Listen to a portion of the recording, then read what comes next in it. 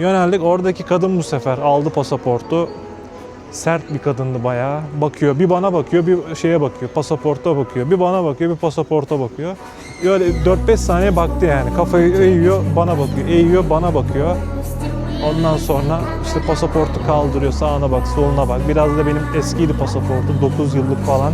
Biraz yıpranmış. Sayfalara bakıyor. Aha dedim, şimdi sayfalar biraz sıkıntı çıkacak dedim. Neyse damgaya aldı, bastı. Rusya'ya girmiş bulunduk artık. Yani demem o ki ilk defa gelecek arkadaşlar için, Moskova'ya gelecek arkadaşlar için hani biraz sıkıntı olabilir. Bekleme süresi çok fazla. 3-4 saat minimum bekleyeceksiniz. Hani şuna da açıklık getireyim. Ukrayna'ya gittiyseniz savaştan önce özellikle. Herkese selam. Şu an Gorki Park'a geldik. Metrodan indik. Yaklaşık 150-200 metre yürüdükten sonra Gorki Park'a ulaşmış olduk. Şöyle göstereyim hemen. Burada bir tane yüzme yeri var. Çok hoşuma gitti. Normal bildiğiniz aslında parkın ortasındayız ama kum getirmişler. Ben ilk baş havuz zannettim de aslında pek havuza da benzemiyor. Kumsalı var. Kum getirmişler. Şezlonglar falan var. Öyle deniz havası vermişler. Gayet güzel olmuş. Tam parkın ortasında. Yazın serinlemek için ideal olabilir.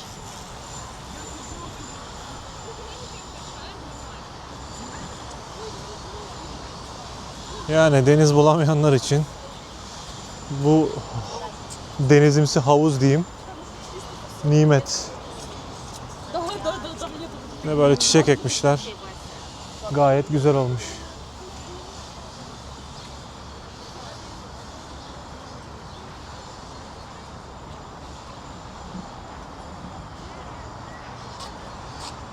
Gayet hoş bir ambiyansı var. Tabii Moskova'nın her yeri heykel. Heykellerle kaplı. İkinci Dünya Savaşı'nı anlatan özellikle o heykeller.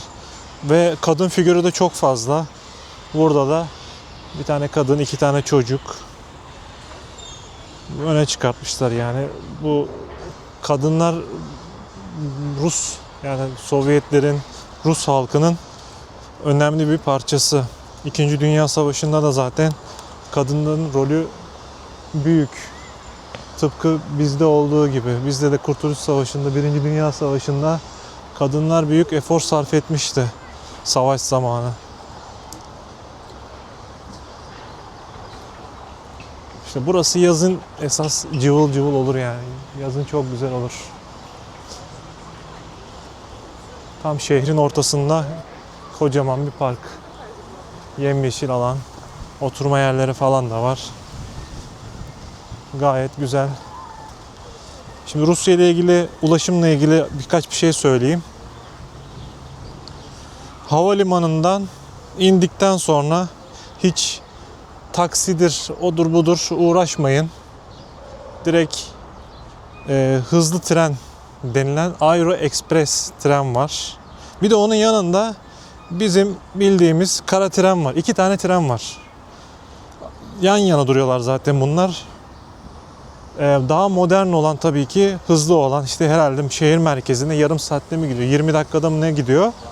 Bir de onun tam yanında daha böyle eski püskü kara tren dediğimiz, o da 1 saatte falan gidiyor şehir merkezine. O kara trenin fiyatı 125-130 ruble falandı. Diğeri tabii biraz daha pahalı, 300-400 ruble falan. Yeni hızlı tren olan Aero Express saat 6'daydı. Biz 4'te falan yaptık. Uçaktan inmiştik. Daha doğrusu sorgudan çıktık. Onu da anlatacağım birazdan. Aero Express saat 6'daydı. 1,5 saat falan var. Saat 4.30'tu çünkü biz tren istasyonuna geldiğimiz zaman, havalimanındaki. Bir baktık kara tren 4.59 yazıyordu. Sabah 4.59'daydı kara trenin saati. Orada bir asker, kamuflajlı bir asker, bir de polis bize yardımcı oldu. Çat pat anlaştık, işte bir şekilde anlaştık. Zaten ekran tıkladığınız zaman Rusça ama Hani İngilizce'ye de otomatik çevirebiliyorsunuz. Zaten İngilizce'ye çevirdikten sonra alması çok kolay. Peki orada bir sürü ekranda işte duraklar var, bilmem ne var. İşte Moskova Pav yazıyor. Başka bir isim daha var. Bir sürü metro durağı gibi durak isimleri var. Biz Moskova Pav yazana tıkladık. Oraya aldık. Zaten oraya gidiyor. Moskova Pav Pavelskaya mı ne? Hani merkez yani. Aslında City Center gibi bir şey. Kara trene biniyorsunuz. Tam yani tam zamanında şey yaptı. 4.58'de anons geçti. 4.59'da da tren hareket etti. Çuf çuf çuf çuf gittik. Tam bir saat sürdü merkeze gitmemiz. O Pavelskaya durağına gitmemiz. Bir saat sonra da Pavelskaya durağına geldik. O da zannedersem ki o metro ağının çember kısmına denk gelen bir metrosu var orada. Oraya zaten ulaştıktan sonra istediğiniz her yere çok rahat bir şekilde gidebilirsiniz. Videosunu da çektim zaten nasıl alınır metro kartının. Eğer 3-4 gün kalacaksanız muhakkak ki bu 3 günlük kartlar oluyor. O kartlardan edinin. O 3 günlük kartın da fiyatı ne kadar? İşte 400-500 müydü? O civarlarda bir şeydi. 400-500 TL falan. 3 gün sınırsız. Metroya da binebiliyorsunuz. İşte otobüse de binebiliyorsunuz. İşte tramvaya da binebiliyorsunuz. Çok rahat bir şekilde ulaşımını yapabilirsiniz, sağlayabilirsiniz.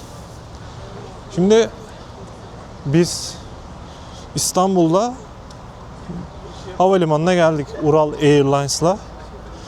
Fakat geldik, Ural Airlines online check-in yaptırmadı. O yüzden kontuara geçtik. Kontuarda da sıra vardı. Normalde bizim uçuş cumartesi saat 4.20'deydi. Öğleden sonra 4.20'deydi. Akşamüstüydü. Bir gittik. Direkt 1,5 saat rötar yazmışlar. 1,5 saat bir rötarı yedik zaten başlangıçta.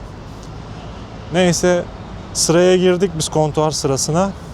Ondan sonra bir saat falan bekledik herhalde. 45 dakika, bir saat bekledik sıranın bize gelmesini, kontuarların açılması vesaire. Daha sonrasında ise check-in'i yaptık.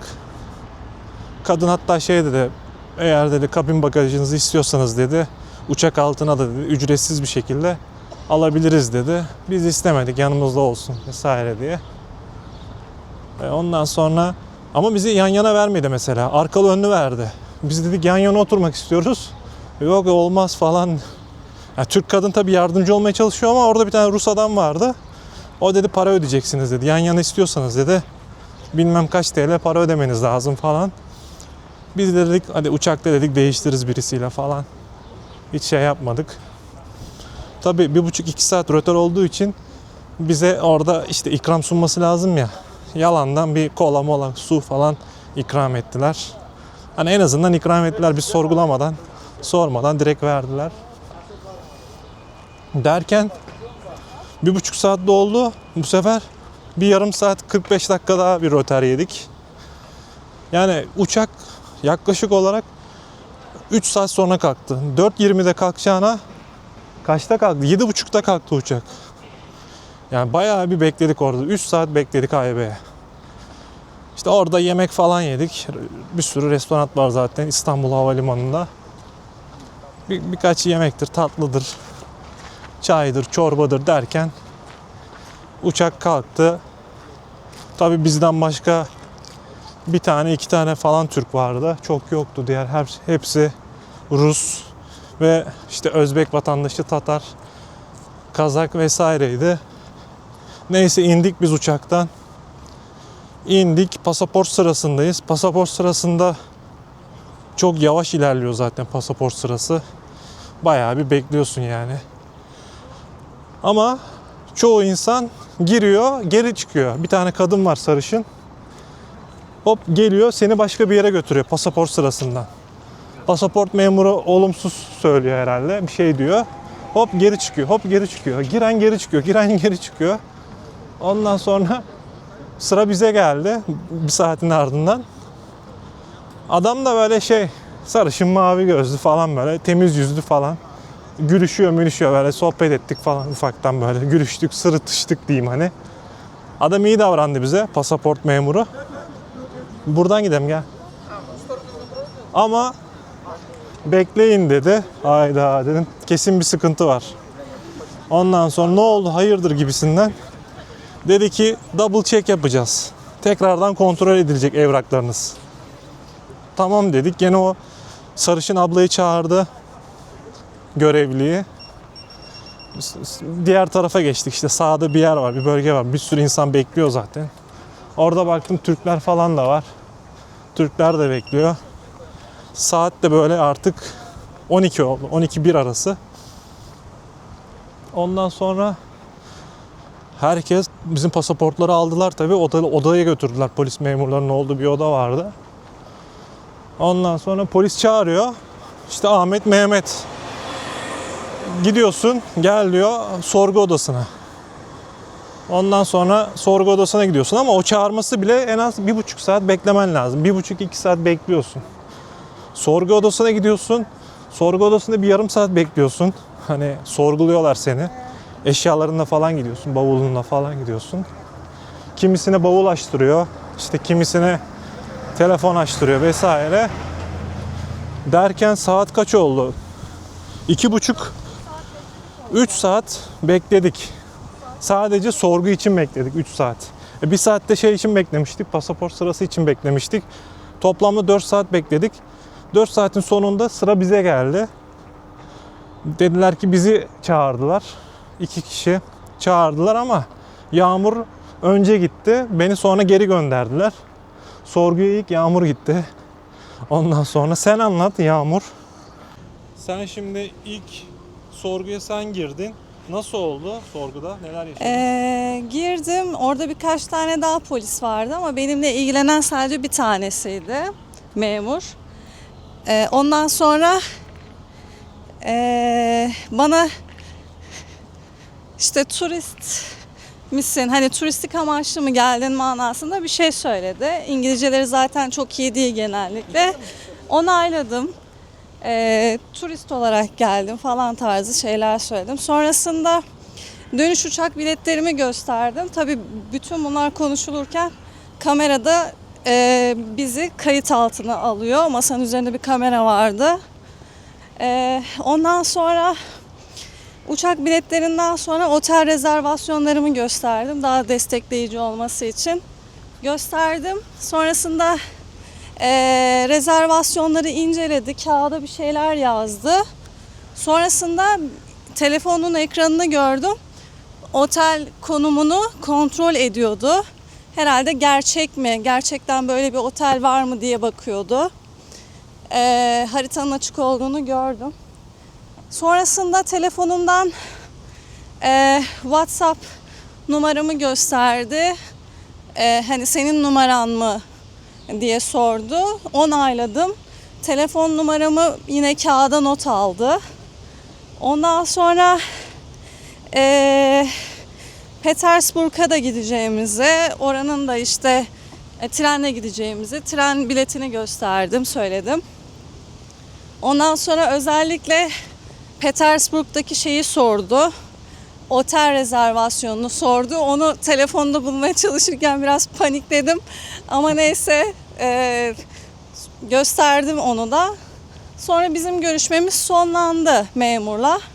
Sonrasında eşimi söyledi. Eşimin ismini söyledi. Ben de gittim eşimi çağırdım.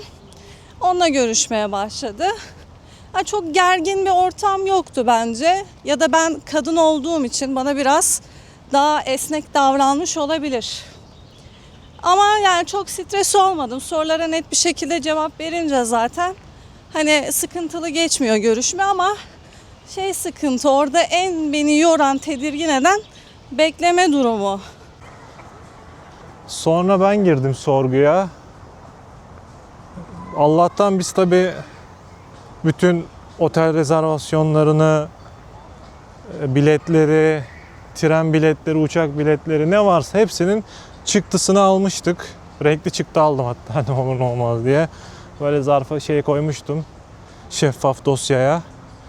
Artı hadi kaybederiz vesaire diye bir de onların PDF'lerini alıp WhatsApp'tan göndermiştim kendime. Ne olur ne olmaz garanti olsun yani telefonda da bulunsun diye. Hani işimizi sağlama aldık. Sonra ben girdim sorguya. Başka bir Türk vardı. Sonra bir tane daha yanıma Türk geldi oturdu. Bana dedi ki sorgudayız. Sorgu odasındayız tabii. Çevreye hemen baktım nerede ne var falan filan diye. İşte bir tane bilgisayar vardı. Yukarıda kamera var. Bir de masanın ortasında bir kamera vardı. Normalde hani polislerin kullandığı yaka kameralarından. Tam böyle masanın ortasına koymuş. Direkt seni yüz ifadeni mi diyeyim artık. Direkt seni çekiyor yani orada. Hemen gördüm. Ben ona göre pozisyonumu aldım. Gayet rahatım, sakinim. Polis geldi. İşte pasaport zaten onda Türk olduğumuz belli. Hemen dedi telefonunu çıkar. Çıkardım. Unlock dedi. Şifreyi dedi kaldır. Şey yap. Telefonunu aç. Açtım. Bana zaten önceden demişlerdi. Oradaki Türkler söylemişti işte telefonlara bakıyorlar vesaire diye ama son dakika söylediler böyle. Son sorguya geçmeden son 3-4 dakika önce söylediler. Telefonlara da bakıyorlar. Hani Telegram işte WhatsApp'ına şeyine hepsine bakıyorlar. Ukrayna yazısı var mı? Ukrayna ile ilgili herhangi bir şey beğendin mi? Paylaştın mı? Vesaire diye. Hepsini kontrol ediyorlarmış. Ben ne yaptım? Hemen girdim Telegram'a. Hemen Telegram'ı sildim. WhatsApp'ta Ukrayna ile ilgili konuşmalarım vardı arkadaşlarla, kendi aramızda arkadaşlarla vesaire. Onu da sildim. Ama tabii fotoğraflar var. Sonuçta ben 2 defa Ukrayna'ya gitmiştim. 2017-2018 yıllarında. 2019'da hatta. Savaştan önce Ukrayna'ya gitmiştim. Aha dedim çıkarsa dedim, sıkıntı dedim. Bu fotoğrafları görürler. O zaman dedim problem yaşarız diye düşündüm Ukrayna ile ilgili. Ama sonuçta tabii ben gerçi pasaportu da vermemiştik. Online vize almıştık. Hani Ukrayna'ya gittiğimi biliyorlar mıydı? Yazmamıştım galiba vize şeyine de. Online vize şeyine, formuna. Ukrayna ile ilgili herhangi bir yazı. Ama sonuçta beni orada Ukrayna'ya gittiğimi pasaport memurları o damgalardan vesairelerden gördü. Bir Lviv'e gitmiştim, bir de Harkov'a gitmiştim farklı zamanlarda. Hani Ukrayna'ya gittiğim açık ve net bir şekilde belli oluyordu. Polis memuru telefonumdan hani bakıyor ama gizli tabii göstermiyor yani bana kesinlikle. Böyle elini böyle tutuyor, yukarıda falan tutuyor. Böyle gizli şekilde şey yapıyor. Benim göremeyeceğim şekilde bakıyor. Derken kendi telefonunu çıkardı.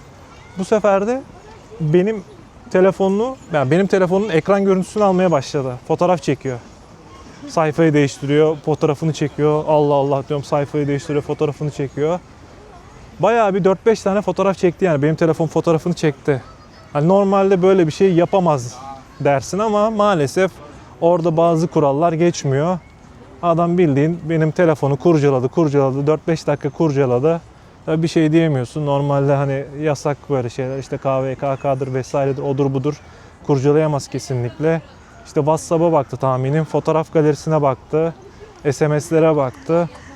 Sonra şey dedi, Telegram var mı dedi. Telegram'ı aç dedi. Muhtemelen bulamadı. Aramıştır muhtemelen şeylerin arasında, programların arasında. Telegram'ı bulamadığı için bana sordu. Ben de dedim Türkler dedim Telegram kullanmıyor dedim. Ha okey dedi. Telegram'ım yok dedim işte. Tamam o zaman dedi. Sonra baktım tabii hepsinden çıkmış, hepsini kapatmış. Hani hiçbir şey belli değil neyi ne yaptığını. Allah kerim yani. Kim bilir nereye baktı, ne yaptı. Hani Ukrayna ile şeyi de silmiştim. Twitter'da silmiştim. Belki Twitter'da takip ettiğim Ukrayna ile alakalı şeyler olabilir diye Twitter'da hemen sildim o esnada. Facebook'tur, Instagram'dır vesairedir. Onlar vardı ama herhangi bir sıkıntı yoktu. Bu şekilde tamam dedi. Bekleyin dedi. İşte çıktım sorgu odasından. Yaklaşık 4 saatin sonunda, havalimanındaki 4 saatimizin sonunda bize pasaportu verdiler. Artık pasaport memurunun olduğu kabine doğru yöneldik biz. Yöneldik. Oradaki kadın bu sefer aldı pasaportu. Sert bir kadındı bayağı. Bakıyor. Bir bana bakıyor, bir şeye bakıyor. Pasaporta bakıyor. Bir bana bakıyor, bir pasaporta bakıyor. Öyle 4-5 saniye baktı yani. Kafayı eğiyor, bana bakıyor. Eğiyor, bana bakıyor. Ondan sonra işte pasaportu kaldırıyor. Sağına bak, soluna bak. Biraz da benim eskiydi pasaportum. 9 yıllık falan. Biraz yıpranmış. Sayfalara bakıyor. Aha dedim şimdi sayfalar biraz sıkıntı çıkacak dedim. Neyse damgaya aldı, bastı. Rusya'ya girmiş bulunduk artık. Yani demem o ki ilk defa gelecek arkadaşlar için, Moskova'ya gelecek arkadaşlar için hani biraz sıkıntı olabilir. Bekleme süresi çok fazla. 3-4 saat minimum bekleyeceksiniz. Hani şuna da açıklık getireyim. Ukrayna'ya gittiyseniz savaştan önce özellikle herhangi bir sıkıntı yok. Moskova'ya girebiliyorsunuz. Problem değil. Dipnot olarak bunu da düşelim.